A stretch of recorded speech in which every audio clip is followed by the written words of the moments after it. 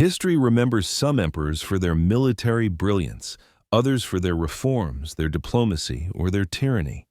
Yet, there exists a rarer category. Those whose infamy outlives both their achievements and failures, carried through time not by victories or reforms, but by the shockwaves they sent through their civilization. Among this category, one figure commands singular attention: Elagabalus. His reign was brief, just 4 years, but in that time, he ignited a firestorm of reaction and myth that would persist for nearly 2 millennia. Installed on the throne at barely 14 years of age, Elagabalus did not tread the cautious path of imperial decorum. Instead, he confounded expectations with behavior that broke sharply from Roman tradition, whether in matters of faith, fashion, governance, or identity. To the senators and generals of Rome, he was a bewildering figure, a high priest from the East, draped in silks and crowned with divine ambition. He brought with him a foreign god, alien customs, and a manner of rule that to many appeared less like governance and more like performance. His presence disrupted more than just politics. It challenged the very notion of what it meant to be Roman. Reports from ancient historians, many written long after his death, depict an emperor obsessed with ritual and pleasure, who blurred the lines of gender and embraced theatricality in all forms. Banquets of surreal luxury, religious ceremonies of unfamiliar rhythm, marriages that violated sacred taboos. Whether embellished or not, these accounts reflect the collective anxiety of a Roman elite unprepared for such an emperor. By the age of 18, the Roman establishment had had enough. Elagabalus was murdered by his own guards, his mother killed beside him. Their bodies were desecrated, dragged through the streets and cast into the Tiber. The regime erased his memory from official records, but they could not erase the story.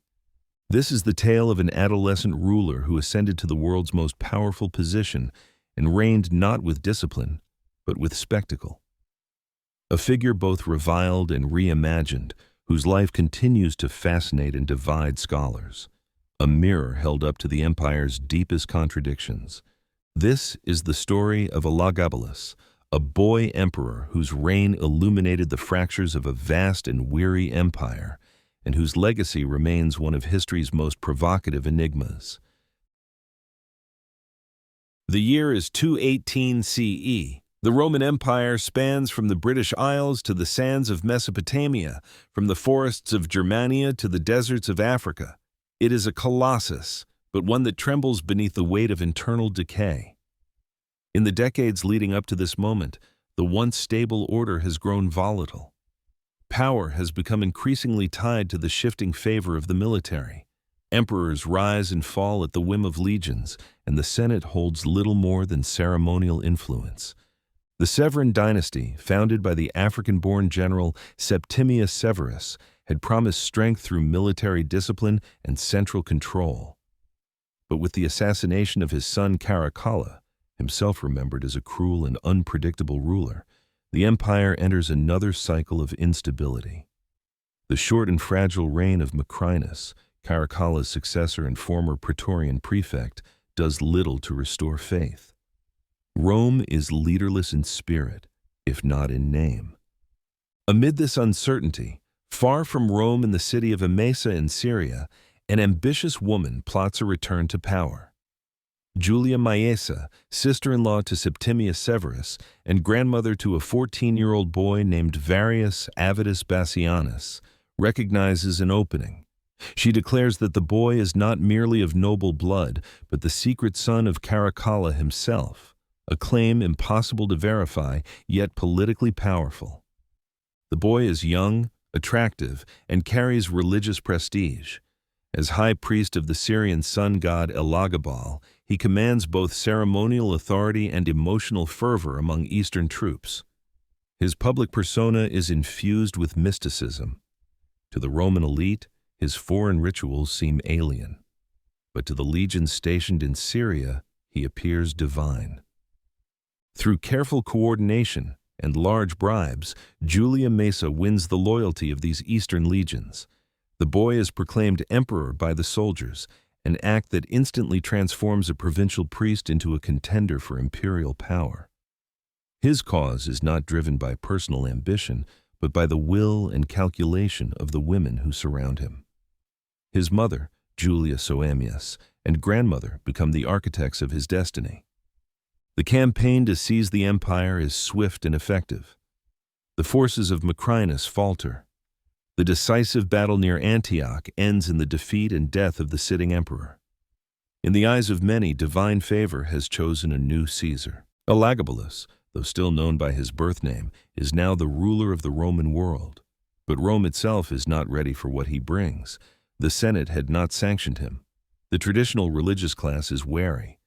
The capital braces for the arrival of a boy emperor, steeped in Eastern rites, whose rise has bypassed every Roman institution.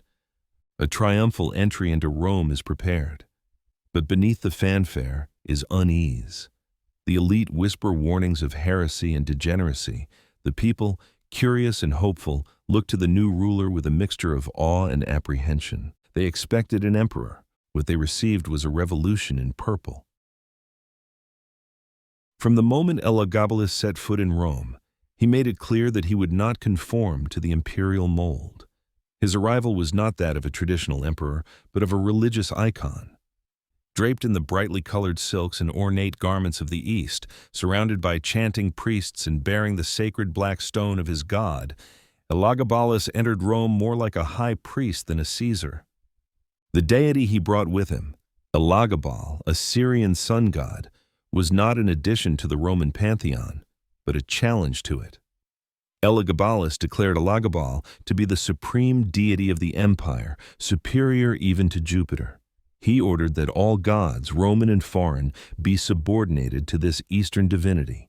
Statues of Jupiter, Mars, and other traditional gods were brought to the newly constructed Elagabalium on the Palatine Hill to symbolically bow before the black stone. These acts were seen as outrageous by the Roman religious establishment. Elagabalus was not simply embracing a foreign faith, he was overturning Rome's sacred hierarchy. The rituals he instituted were unfamiliar and dramatic: processions of eunuch priests, sacrifices of exotic animals, and ceremonies conducted in languages few in Rome understood. To many Romans, it felt as if the empire itself had been placed in the service of an alien god. The Senate bristled at the changes. The people murmured in confusion. The army, though tolerant of religious variety in the provinces, struggled with a state religion that seemed to strip Rome of its divine protectors. But Elagabalus was not content with religious innovation. His style of rule was equally subversive. Where previous emperors had projected images of discipline, martial strength, or philosophical reserve, Elagabalus offered pageantry. He was known to wear women's makeup and elaborate jewelry. His robes shimmered with gold thread, and his appearances in public became theatrical spectacles. He sometimes rode through the city in chariots pulled not by horses, but by nude women or exotic animals. He blurred the line between private desire and public duty. He appointed close companions and lovers to high-ranking government positions, often without regard to their experience or reputation. His court was said to be filled with dancers, actors, and performers, many of whom wielded more influence than Roman nobles. Lavish banquets became a hallmark of his reign. According to ancient accounts, he served guests food laced with gold and scattered rose petals from ceilings until they smothered the diners. Wine flowed in fountains, and meals were accompanied by music and sensual performances. Some tales even describe rooms with rotating ceilings and tables of mechanical wonders designed to surprise and shock. Roman moralists, especially in the senatorial class, were scandalized. To them, these displays were not just wasteful, they were treasonous, undermining the dignity and seriousness of the imperial office. They interpreted his behavior as symptomatic of a deeper decay within the empire. The ancient sources, particularly Cassius Dio and the Historia Augusta, are rife with such stories, many of which veer into the implausible. Claims that Elagabalus prostituted himself or that he created lotteries where prizes included both gold and torture reflect the Roman tendency to weaponize sexuality and excess when criticizing rulers. It is difficult to disentangle fact from polemic. What is undeniable, however, is that Elagabalus stood in direct opposition to Roman conservatism. His reign was interpreted not just as erratic or irresponsible, but as a full-scale affront to Roman identity. Whether his actions were motivated by genuine religious conviction, personal pleasure, or political defiance, he alienated nearly every power block within the empire. To a society rooted in tradition, hierarchy, and control, Elagabalus embodied disruption. And disruption in imperial Rome was rarely tolerated for long. The most sensational and enduring stories surrounding Elagabalus center not on war or diplomacy, but on his personal life. It was here, in the emperor's private behavior, that Rome perceived its most flagrant threats. According to the historian Dio Cassius, who was both a contemporary and a critic, Elagabalus was not merely eccentric. He was radically defiant of Roman gender and sexual norms. He reportedly married at least 5 times, flaunting a disregard for the sanctity of Roman marriage law. Among his most infamous unions was a marriage to a Vestal Virgin, Aquileia Severa, an act that outraged the Roman public. Vestals were sacred figures sworn to 30 years of chastity under penalty of death. For an emperor to wed one was to violate not just law, but deeply rooted religious taboo. Even more scandalous was Elagabalus' relationship with Hierocles, a former slave and charioteer. Not only did Elagabalus elevate Hierocles to positions of influence, he is said to have referred to him as his husband and publicly declared himself the wife, the mistress, and the queen. These terms were shocking in a society where masculinity was closely tied to dominance and active sexual roles. For an emperor, Rome's supreme figure of authority, to embrace what Romans considered the passive feminine role was nothing short of political heresy. Sources also claim that Elagabalus expressed a strong desire to physically transform his body. He is said to have offered physicians vast sums to perform surgeries that would make him more female, an astonishing account that, if accurate, represents one of the earliest recorded expressions of gender dysphoria in history. While modern scholars debate the literal truth of these stories, their presence in the historical record is telling. Elagabalus openly challenged one of the most deeply rooted pillars of Roman identity, its gender hierarchy. These behaviors were not confined to palace walls. Elagabalus blurred the lines between public ritual and private identity. He reportedly cross-dressed in public, wore cosmetics, and referred to himself in feminine terms. His court became a place of lavish performance, where conventional roles were inverted, and status was determined not by rank or merit, but by intimacy with the emperor. He reportedly hosted grand processions in which he appeared dressed as various goddesses, even impersonating Venus and Cybele. His body, his appearance, and his public statements became a stage, one on which he acted out a vision of the divine that merged spirituality with personal transformation. To some, this was deeply spiritual. To most Romans, it was incomprehensible. Even his marriages, though numerous, appear to have had a ritual or symbolic element. His union with Aquileia Severa, for instance, was said to represent the joining of 2 cults, the Syrian sun god Elagabal and the Roman goddess Vesta. But this merging of religions through marriage was another affront to tradition, another challenge to the orthodoxy. The historian Herodian adds further detail, describing Elagabalus as effeminate in manner and obsessed with beauty. He reportedly bathed in perfumes, surrounded himself with eunuchs, and dressed in clothes that sparkled with jewels. Some reports even claim that he auctioned nights with himself in the palace, treating his own body as a commodity, scandalizing even those used to imperial eccentricity. Historians debate the truth of these claims. Some argue that they reflect exaggeration, part of a larger effort to justify his assassination. Roman historians were known to discredit emperors they disliked by attributing sexual perversions and effeminacy, especially in cases where the emperor was foreign or unpopular. Yet, the persistence and consistency of these stories across multiple sources suggest that, at minimum, Elagabalus defied expectations in a highly visible and sustained way.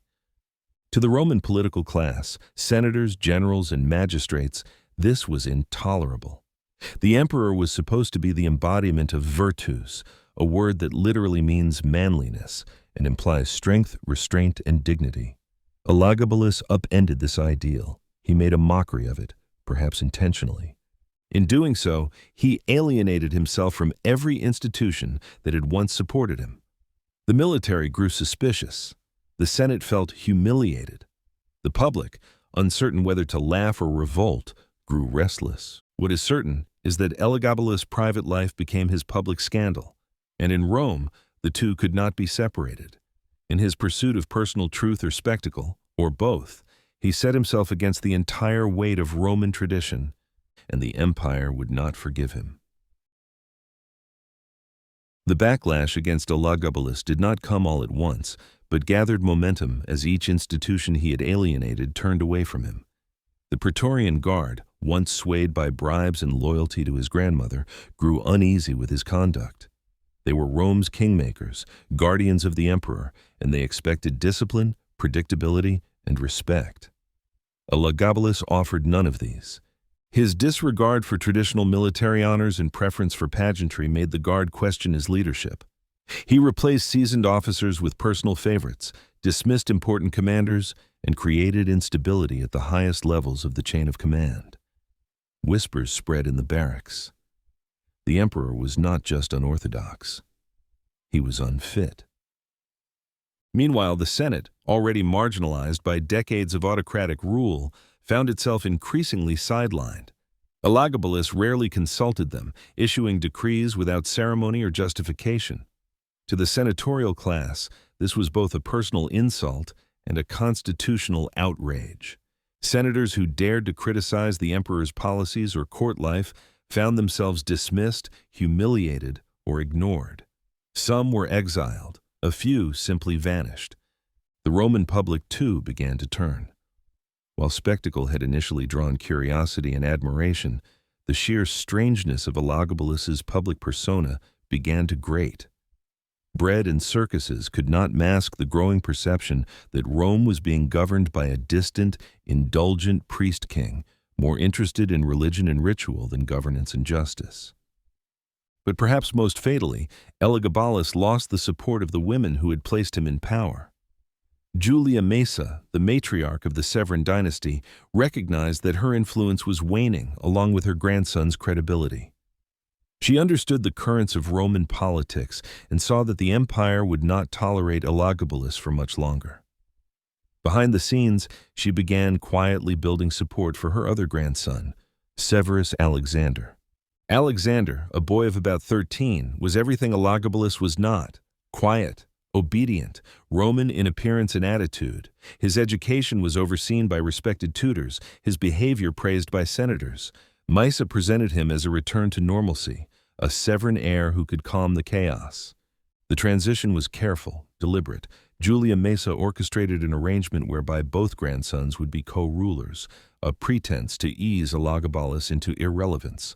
But Elagabalus sensed the threat. He attempted to sideline Alexander, reportedly ordering his execution. The Praetorian Guard refused. The refusal was decisive. The Guard no longer saw Elagabalus as emperor. Their loyalty had shifted.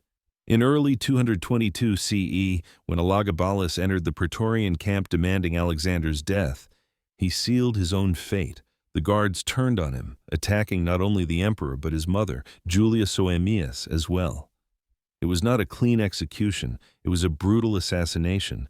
Their bodies were desecrated, dragged through the streets of Rome, stripped of all dignity. The young emperor who had once proclaimed himself a living god was thrown into the Tiber River like refuse.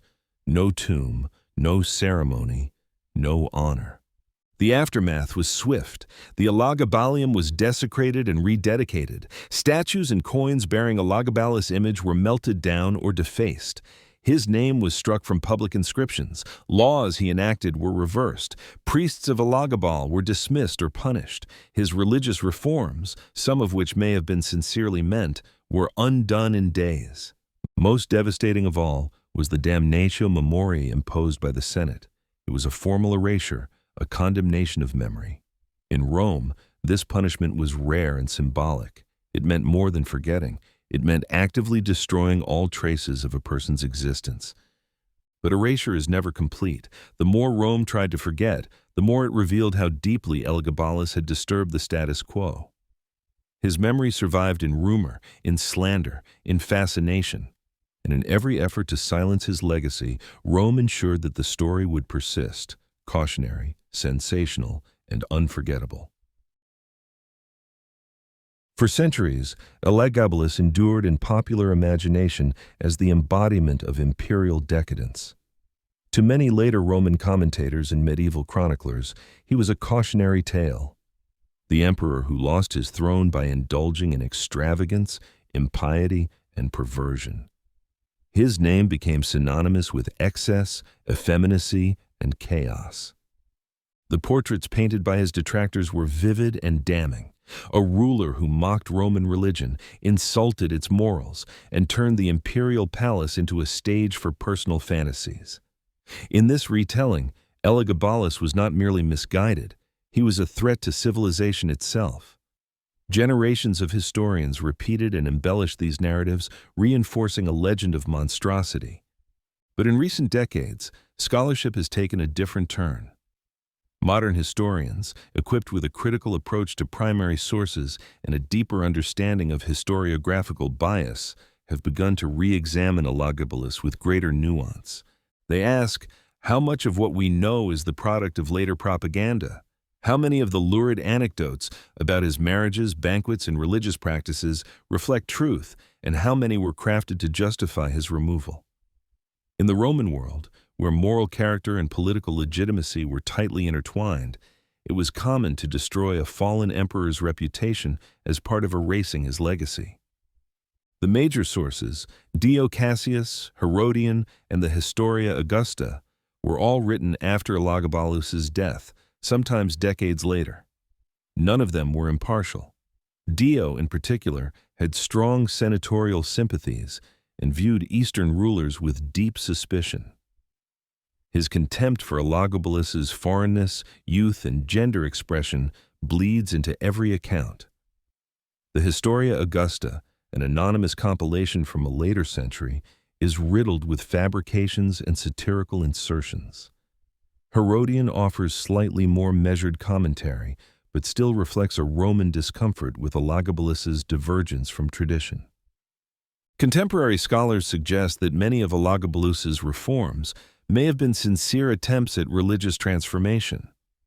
He may have envisioned a monotheistic or syncretic system, with Elagabal as a solar deity encompassing other gods.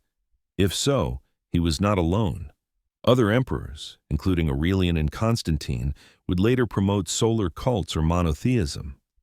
In this light, Elagabalus could be seen not as a blasphemer, but a religious innovator whose vision arrived too early for his time.